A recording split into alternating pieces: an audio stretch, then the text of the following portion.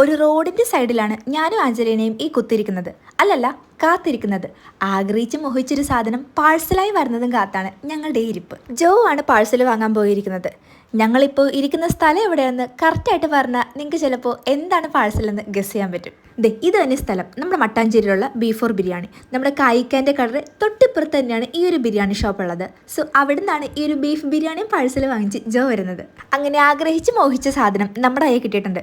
ഞാൻ ഇത്ര എക്സൈറ്റ്മെൻറ്റ് കാണിക്കാനുള്ള കാരണം ഇവിടുത്തെ ബിരിയാണി ഞാൻ ആദ്യമായിട്ടാണ് ടെസ്റ്റ് ചെയ്യാൻ പോകുന്നത്. അല്ലല്ല, ടേസ്റ്റ് ചെയ്യാൻ പോകുന്നത്. ഒരുപാട് റീലിലും ഷോർട്സിലും ധാരാളം ഫുഡ് ബ്ലോഗേഴ്സ് കൊച്ചിയിൽ വന്ന് ബീഫോർ ബിരിയാണി ട്രൈ ചെയ്തിട്ട് ഭയങ്കര നല്ല അഭിപ്രായം പറഞ്ഞിട്ടുണ്ട്. സോ ഈ കൊച്ചി കിടന്നിട്ട് നമ്മളിത് ട്രൈ ചെയ്തില്ലെങ്കിൽ അത് വിഷമമാവൂലേ? അല്ല, എനിക്ക് വിഷമമെന്നാണ് ഞാൻ പറഞ്ഞു വരുന്നത്. അപ്പോൾ നട്ടിച്ച സമയമായതുകൊണ്ട് സൂര്യൻ തിളക്ക് മുകളുണ്ട്. അതേ നേരം ഈ വെയിലത്ത് നിന്ന് നമ്മൾ അൽഫാമായി പോകും. അപ്പോൾ വേഗം വീട്ടിലേക്ക് വിട്ട് നമുക്ക് ഈ ബിരിയാണി ട്രൈ ചെയ്ത് നോക്കാം. ഇങ്ങനെ ഒരു പാക്കിലാണ് ബിരിയാണി വരുന്നത്. നമ്മളിന്ന് ബീഫ് ബിരിയാണിയാണ് ട്രൈ ചെയ്യാൻ പോകുന്നത്. അല്ലെങ്കിലും ബിരിയാണിയിൽ എൻ്റെ ഫേവറേറ്റ് ബീഫാട്ടോ.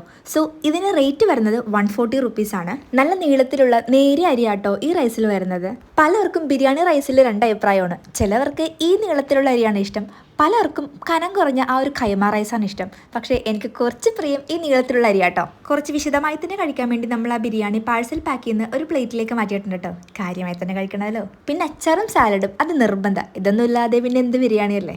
അങ്ങനെ ബിരിയാണിയുടെ ശാസ്ത്രീയമായ രീതിയിൽ തന്നെ പ്ലേറ്റിലാക്കി നമ്മൾ ഇതിനെ വയറ്റിലാക്കാൻ പോണെയാണ്. So let's try this. Excitement ലേശം കൂടുതലായതുകൊണ്ട് ചിരിച്ചുകൊണ്ടാണ് ഫുഡ് അടി. സത്യം പറയാലോ, ഇറ്റ്സ് റിയലി സൂപ്പർ. നന്നായി എൻജോയ് ചെയ്ത് തന്നെയാണ് ഞാൻ ഈ ബിരിയാണി കഴിച്ചത്.